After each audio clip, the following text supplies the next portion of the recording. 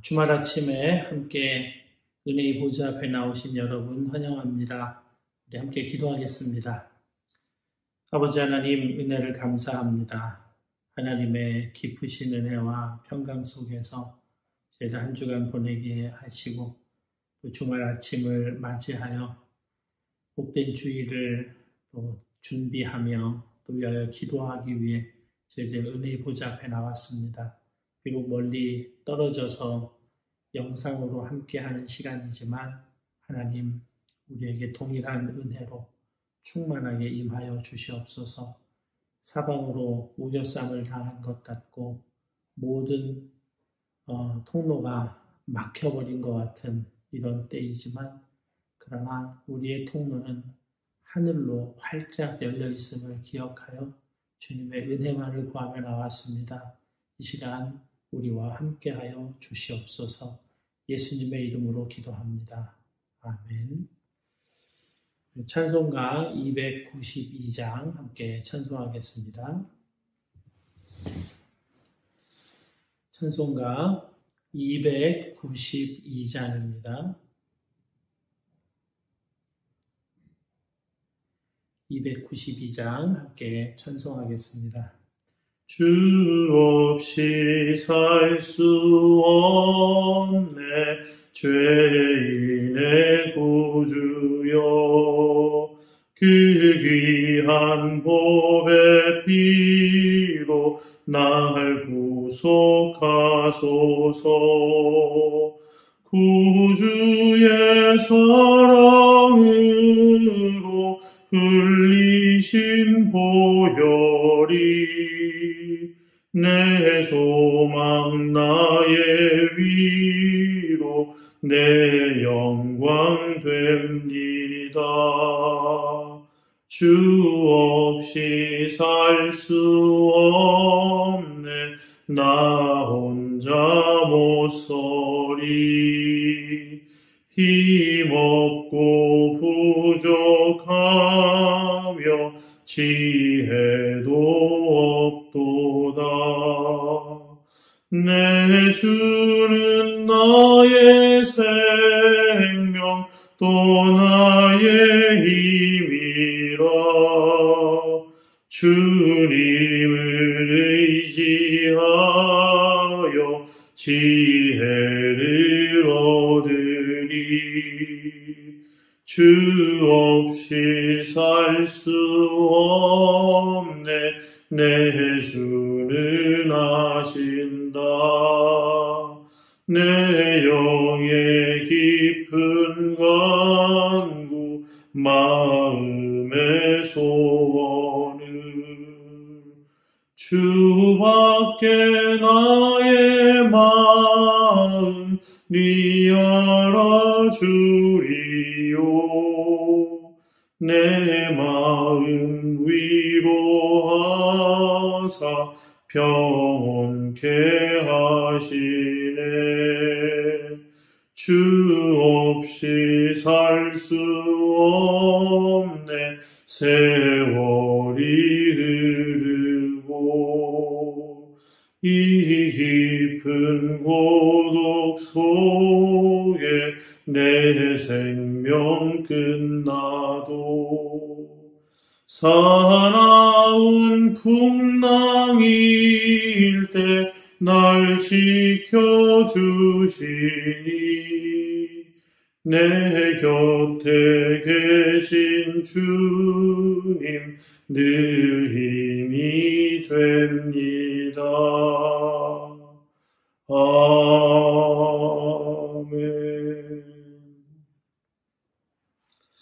오늘 아침 함께 보실 하나님의 말씀은 먼저 잠언 14장 말씀입니다.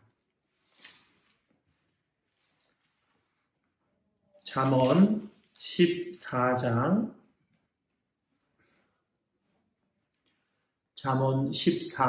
말씀입니다. 제가 말씀을 봉독하겠습니다. 여러분 경청해 주시기 바랍니다. 지혜로운 여인은 자기 집을 세우되 미련한 여인은 자기 손으로 그것을 허느니라. 정직하게 행하는 자는 여호와를 경외하여도 패역하게 행하는 자는 여호와를 경멸하느니라. 미련한 자는 교만하여 입으로 매를 자청하고 지혜로운 자의 입술은 자기를 보전하느니라. 소가 없으면 구유는 깨끗하려니와 소의 힘으로 얻는 것이 많으니라. 신실한 증인은 거짓말을 아니하여도 거짓 증인은 거짓말을 뱉느니라. 거만한 자는 지혜를 구하여도 얻지 못하거니와 명철한 자는 지식 얻기가 쉬우니라. 너는 미련한 자의 앞을 떠나라. 그 입술에 지식 있음을 보지 못함이니라. 슬기로운 자의 지혜는 자기의 길을 아는 것이라도 미련한 자의 어리석음은 속이는 것이니라. 미련한 자는 죄를 심상히 여겨도 정직한 자 중에는 은혜가 있느니라. 마음의 고통은 자기가 알고 마음의 즐거움은 타인이 참여하지 못하느니라. 악한 자의 집은 망하겠고 정직한 자의 장막은 흥하리라. 어떤 길은 사람이 보기에 바르나 필경은 사망의 길이니라. 웃을 때에도 마음에 슬픔이 있고 즐거움의 끝에도 근심이 있느니라. 마음이 굽은 자는 자기 행위로 보응이 가득하겠고 선한 사람도 자기의 행위로 그러하리라. 어리석은 자는 온갖 말을 믿으나 슬기로운 자는 자기의 행동을 삼가느니라. 지혜로운 자는 두려워하여 악을 떠나나 어리석은 자는 방자하여 스스로 믿느니라. 노하기를 속히 하는 자는 어리석은 일을 행하고 악한 계교를 꾀하는 자는 미움을 받느니라. 어리석은 자는 어리석음으로 기업을 삼아도 슬기로운 자는 지식으로 면류관을 삼느니라. 악인은 선인 앞에 엎드리고 불의한 자는 의인의 문에 엎드리느니라. 가난한 자는 이웃에게 미움을 받게 되나 부요한 자는 친구가 많으니라. 이웃을 업신 여기는 자는 죄를 범하는 자요 빈곤한 자를 불쌍히 여기는 자는 복이 있는 자니라. 악을 도모하는 자는 잘못 가는 것이 아니냐. 선을 도모하는 자에게는 인자와 진리가 있느니라. 모든 수고에는 이익이 있어도 입술의 말은 궁핍을 이룰 뿐이니라. 지혜로운 자의 재물은 그의 면류관이요 미련한 자의 소유는 다만 미련한 것이니라. 진실한 증인은 사람의 생명을 구원하여도 거짓말을 뱉는 사람은 속이느니라. 여호와를 경외하는 자에게는 견고한 의뢰가 있나니 그 자녀들에게 피난처가 있으리라. 여호와를 경외하는 것은 생명의 셈이니 사망의 그물에서 벗어나게 하느니라. 백성이 많은 것은 왕의 영광이요 백성이 적은 것은 주권자의 패망이니라. 노하기를 더디하는 자는 크게 명철하여도 마음이 조급한 자는 어리석음을 나타내느니라. 평온한 마음은 육신의 생명이나 시기는 뼈를 썩게 하느니라. 가난한 사람을 학대하는 자는 그를 지으신 이를 멸시하는 자요 궁핍한 사람을 불쌍히 여기는 자는 주를 공경하는 자니라. 악인은 그의 환난에 엎드러져도 의인은 그의 죽음에도 소망이 있느니라. 지혜는 명철한 자의 마음에 머물거니와 미련한 자의 속에 있는 것은 나타나느니라. 공의는 나라를 영화롭게 하고 죄는 백성을 욕되게 하느니라. 슬기롭게 행하는 신하는 왕에게 은총을 입고 욕을 끼치는 신하는 그의 진노를 당하느니라. 아멘. 이어서 마가복음 6장 14절에서 29절까지의 말씀을 함께 보시겠습니다. 마가복음 6장 14절에서 29절 말씀입니다. 제가 말씀을 봉독하겠습니다. 이에 예수의 이름이 드러난지라. 헤롯 왕이 듣고 이르되 이는 세례 요한이 죽은 자 가운데서 살아났도다. 그러므로 이런 능력이 그 속에서 일어나느니라 하고, 어떤 이는 그가 엘리야라 하고, 또 어떤 이는 그가 선지자니 옛 선지자 중에 하나와 같다 하되, 헤롯은 듣고 이르되 내가 목벤 요한 그가 살아났다 하더라. 전에 헤롯이 자기가 동생 빌립의 아내 헤로디아에게 장가든 고로 이 여자를 위하여 사람을 보내어 요한을 잡아 옥에 가두었으니, 이는 요한이 헤롯에게 말하되 동생의 아내를 취한 것이 옳지 않다 하였음이라. 헤로디아가 요한을 원수로 여겨 죽이고자 하였으되 하지 못한 것은 헤롯이 요한을 의롭고 거룩한 사람으로 알고 두려워하여 보호하며 또 그의 말을 들을 때에 크게 번민을 하면서도 달갑게 들음이러라. 마침 기회가 좋은 날이 왔으니 곧 헤롯이 자기 생일에 대신들과 천부장들과 갈릴리의 귀인들로 더불어 잔치할세. 헤로디아의 딸이 친히 들어와 춤을 추어 헤롯과 그와 함께 앉은 자들을 기쁘게 한지라. 왕이 그 소녀에게 이르되 무엇이든지 내가 원하는 것을 내게 구하라.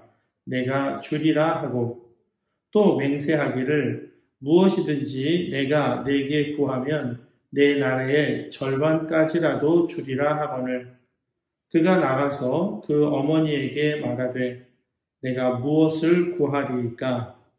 그 어머니가 이르되 세례 요한의 머리를 구하라 하니, 그가 곧 왕에게 급히 들어가 구하여 이르되 세례 요한의 머리를 소반에 얹어 곧 내게 주기를 원하옵나이다 하니, 왕이 심히 근심하나 자기가 맹세한 것과 그 앉아있는 자들로 인하여 그를 거절할 수 없는지라. 왕이 곧 시위병 하나를 보내어 요한의 머리를 가져오라 명하니, 그 사람이 나가 옥에서 요한을 목베어 그 머리를 소반에 얹어다가 소녀에게 주니, 소녀가 이것을 그 어머니에게 주니라. 요한의 제자들이 듣고 와서 시체를 가져다가 장사하니라. 아멘. 이제 마가복음 6장 14절에서 29절까지의 말씀을 여러분 각자가 한 5분 정도 다시 읽으시면서 하나님 음성에 귀를 기울이시겠습니다.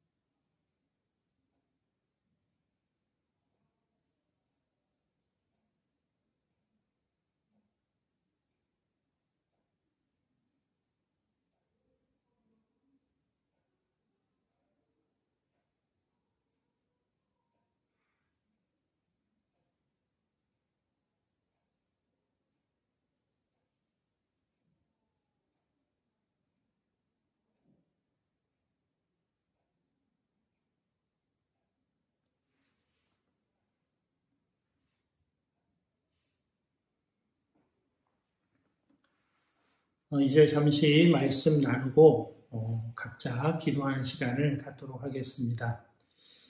오늘 본문을 통해서 우리는 위대한 영웅이라고 하겠죠. 세례 요한의 비극적인 죽음을 만나게 됩니다. 세상 사람들의 관점으로 볼 때는 비참한 죽음이지만 하나님 나라 관점에서 볼 때 세례 요한은 진리를 위해 싸우다가 장렬하게 순교한 것입니다. 세례 요한의 이 순교를 통해서 오늘 본문 말씀은 죄에 관하여 밝히 드러내 말씀해 주고 있습니다. 우리는 죄의 속성이 무엇인지를 이 말씀을 통해서 발견하게 되는데요. 죄는 폭로성의 그 속성이 있습니다. 죄는 스스로 드러내고 드러나게 되어 있다 하는 것입니다. 죄가 폭로된 사건 하나를 예로 들어보면 다윗의 이야기입니다. 다윗이 이제 전 이스라엘의 왕이 되고 사방이 모두 다 평정이 되어서 태평성대를 누리게 됩니다. 왕들이 모두 나가서 전쟁하는 때에 다윗은 홀로 왕궁에 남았습니다. 낮잠을 자고 밤에 일어나 왕궁을 거닐다가 여인이 목욕하는 장면을 엿보게 됩니다. 그리고 그 여인을 왕궁으로 끌어들여서 여인과 동침하게 됩니다. 성경에 보면 이 여인의 이야기가 나오는데 우리아의 아내 밧세바입니다. 그리고 여인이 왕궁으로 들어갈 때 부정한 것이 깨끗하여 진지라라고 나옵니다. 성경에서 부정하다, 특별히 여인에게 부정하다 하는 것은 생리기간을 의미합니다. 여인이 목욕을 했던 것도 그 생리기간이 끝나서 이제 몸을 깨끗하게 닦았던 것입니다. 겉으로 보기에는 그저 여성의 생리 주기가 끝난 것으로 보이지만 내밀한 관점에서 보면 다윗에게나 다윗의 요구에 응하여 동침한 여인에게나 완전 범죄의 기회입니다. 생리가 끝나고서 동침하였을 때에는 임신이 거의 되지 않는 가능성이 매우 희박한 때인 것입니다. 완전 범죄를 이룰 수 있을 것이라고 둘 모두 생각했을 것입니다. 그러나 얼마 지나지 않아 여인에게서 전갈이 옵니다. 여인이 임신했다는 것입니다. 다윗은 이것을 은폐하기 위해 우리아를 끌어들입니다. 그리고 아내와 잠자리를 하라고 하지만 충직한 우리아는 여러 차례 왕의 권면을 거절합니다. 그리고 왕은 최고 군대 대장 요압에게 친서를 보내서 이 우리아를 모살하게 합니다. 적과의 싸움에서 성벽 가까이 우리아를 파견하여서 적에게 우리아가 피살되게 만든 것입니다. 다윗은 이것이 숨겨지는 줄 알았습니다. 그러나 하나님은 나단 선지자를 보내어 하나님이 다 보고 계셨음을 밝히 드러내십니다. 하나님은 다윗이 임신할 수 없는, 임신 가능성이 없는 상황에서 임신의 소식을 들었을 때 죄가 스스로 폭로하고 드러난 것을 깨닫기를 원하셨습니다. 그러나 다윗은 깨닫기보다는 오히려 더 은폐하고 덮으려고 했습니다. 선지자를 보내어 폭로하게 하시고 다윗을 책망하시는 일을 하시죠. 헤롯에게도 마찬가지입니다. 이 헤롯은 헤롯 대왕의 아들 헤롯입니다. 분봉왕 헤롯이라고 하죠. 헤롯 안디바입니다. 이 헤롯 안디바가 잘못한 일이 있습니다. 동생 빌립 왕의 아내였던 헤로디아를 자신의 처로 삼은 것입니다. 빌립과 헤로디아는 이혼을 했습니다. 아직 남편이 죽지 않은 그것도 동생의 아내를 자신의 아내로 삼은 것입니다. 이 잘못을 아무도 드러내지 않았기에 세례 요한이 그 잘못을 지적합니다. 그리고 헤로디아의 마음을 심히 상하게 만드는 거죠. 그래서 헤롯은 세례 요한을 감옥에 가두게 됩니다. 더 많은 사람이 듣지 못하도록 막아야 했던 것입니다. 하나님은 세례 요한을 통해서 헤롯에게 경고하고 계시는 겁니다. 죄를 폭로해 주고 계시는 겁니다. 그러나 헤롯은 오히려 세례 요한을 감옥에 가두고 말죠. 세례 요한이 헤롯에게는 매우 의미 있는 사람이었습니다. 오늘 본문 20절 말씀입니다. 헤롯이 요한을 의롭고 거룩한 사람으로 알고 두려워하여 보호하며 또 그의 말을 들을 때에 크게 번민을 하면서도 달갑게 들음이러라. 그러나 마음이 찔리고 자기의 잘못을 드러내 주는 것을 통쾌히 생각을 하면서도 회개하지 않습니다. 잘못을 바로잡지를 않습니다. 그 이유가 있겠죠. 헤롯의 잔칫날이 되어서 헤로디아의 딸이 춤을 추고 흥분한 헤롯이 그 딸에게 뭐든지 주겠다고 약속을 합니다. 헤로디아의 지시를 받은 헤로디아의 딸은 요한의 머리를 쟁반에 담아서 달라는 요구를 합니다. 그때 헤롯의 마음이 26절에 이렇게 기록되어 있습니다. 왕이 심히 근심하나 자기가 맹세한 것과 그 앉은 자들로 인하여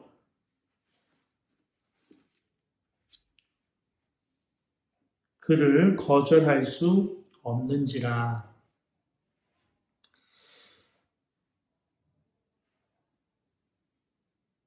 정의로운 말을 하는 세례 요한보다 헤롯에게 바로 영향을 주고 있는 것은 그 앞에 앉아 있는 사람들이었습니다.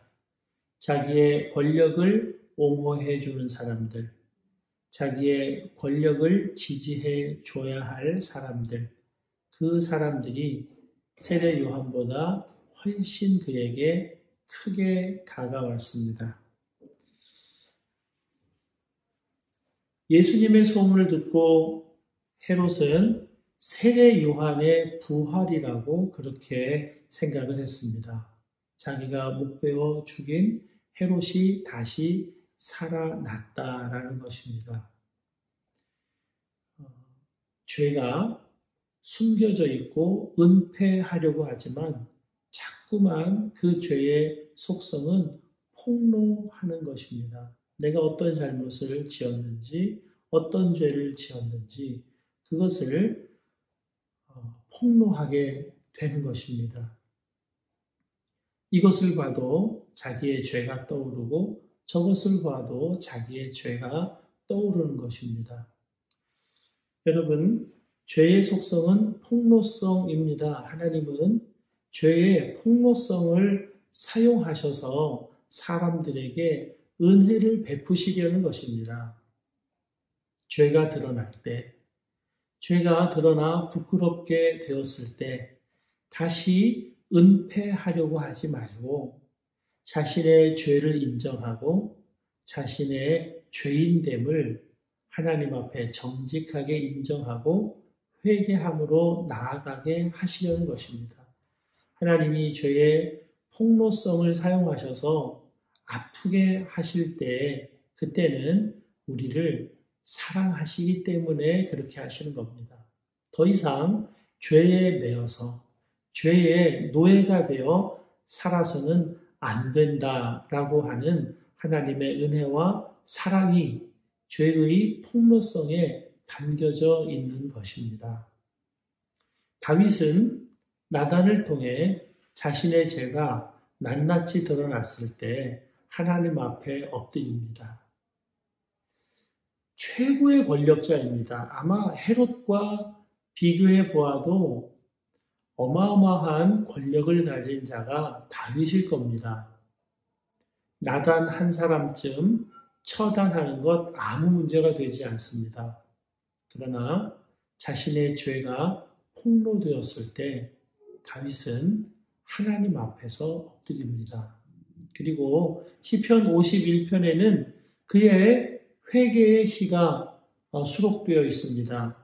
하나님 앞에서 범죄하였나이다. 하나님께 죄를 지었나이다. 그렇게 회개하고 나아갑니다. 하나님은 회개하는 자를 기쁘게 여기시고 그 죄를 용서하시고 새롭게 해주십니다. 헤롯은 세례 요한의 폭로를 은폐하려고 했습니다. 예수님의 소문을 듣고 자기 속에 있는 죄가 폭로했지만 그것도 또한 모른 척했습니다. 그의 최후는 비참한 최후가 되는 것입니다. 요즘 우리는 코로나19 바이러스로 인해서 정말 발이 다 묶여버렸습니다. 할 수 있는 일도 아무것도 없게 되었습니다. 우리 이태리만이 아니라 대한민국만이 아니라 전 세계가 다 그렇게 되었고 유럽 전체가 다 그렇게 되어가고 있습니다. 저는 종말이라고 하는 것이 과연 어떻게 오는 것일까 실감이 나질 않았었는데요. 요즘에 이 코로나19 바이러스 이 사태를 보면서 정말 한순간이구나. 우리가 할 수 있는 일이 아무것도 없습니다. 우리가 막을 수 있는 것도 전혀 아닙니다. 하나님께서 이것을 통해 우리의 죄를 드러내시려고 하는 의도가 느껴집니다. 인간의 욕심, 인간의 야망, 야심, 하나님의 창조 질서를 다 파괴하고도 자신의 욕심을 더 채우려고 하는 인간의 끝없는 욕심, 그 죄가 지금 이러한 끔찍한 사태를 불러왔습니다. 이러한 죄는 오히려 건강하고 힘 있는 사람보다 약하고 병든 사람들에게 더 치명적입니다. 그래서 건강한 사람도 손발이 다 묶여버렸습니다. 정말 종말이 온다면 이렇게 오겠구나. 속수무책으로 그냥 오는 것이구나. 그렇게 여겨집니다. 하나님께서 이 코로나19 바이러스를 통해서 우리에게 무엇을 하려고 하시는 걸까요? 회개하라 하는 것입니다. 여러분, 회개는 인류의 죄를 회개하는 것이 아닙니다.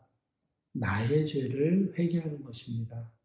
모든 문제가 나 자신에게서 비롯된 것처럼 그렇게 통회에 자복하는 것입니다. 누가 회개해야 한다 말할 것이 없습니다. 나 자신이 회개하면 그것으로 다 되는 것입니다. 나 한 사람 회개하면 전 인류가 회개하는 것과 꼭 같습니다. 하나님은 우리 각자가 하나님 앞에 1:1 관계 속에서 회개하라. 지금 우리의 죄를 폭로해 주고 계십니다. 하나님의 이 폭로를 통해서 우리가 죄를 깨닫고 회개한다면 다윗처럼 하나님의 용서를 받고 새로운 길로 가게 될 것입니다. 그러나 여전히 은폐하고 숨기려고 한다면 그 죄를 깨닫지 못하고 통회 자복하지 못한다면 비참한 말로를 맞이하게 될 것입니다. 이스라엘 백성들이 광야에서 물이 없다, 먹을 것이 없다고 모세에게 원망합니다. 하나님께서 그들에게 불뱀을 보내시죠. 그들이 불뱀에 물려서 많이 죽습니다. 모세에게 살려달라고 애원하자 하나님 모세에게 놋뱀을 만들어서 높이 들라고 하십니다. 그리고 그 놋뱀을 보는 자는 다 살 것이다 말씀하셨습니다. 요한복음 3장 14절 15절 말씀입니다. 모세가 광야에서 뱀을 든 것 같이 인자도 들려야 하리니 이는 그를 믿는 자마다 영생을 얻게 하려 하심이니라. 놋뱀이 바로 예수님이십니다. 치료하시는 분, 새롭게 생명을 허락해 주시는 분, 우리의 낡은 옛 자아는 십자가에 처리하고 새롭게 된 하나님의 새 생명으로 살게 하시는 분, 그분이 십자가에서 우리를 위해 죽으신 예수님이십니다. 우리를 대신하여 죽으셨습니다. 우리의 죄를 대신 짊어지셨습니다. 우리를 용서하셨습니다. 여러분, 용서하기 위해서는 짐을 대신 짊어져 주어야 할 분이 계십니다. 누구도 짊어질 수 없는 이 무서운 죄의 짐을 예수님이 짊어져 주셨습니다. 그래서 우리가 용서함을 받을 수가 있게 되었습니다. 여러분, 예수님 바라보아야 합니다.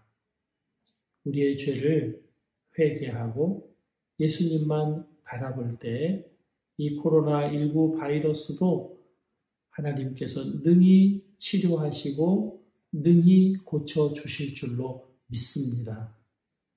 얼마가 걸릴지는 알 수 없습니다.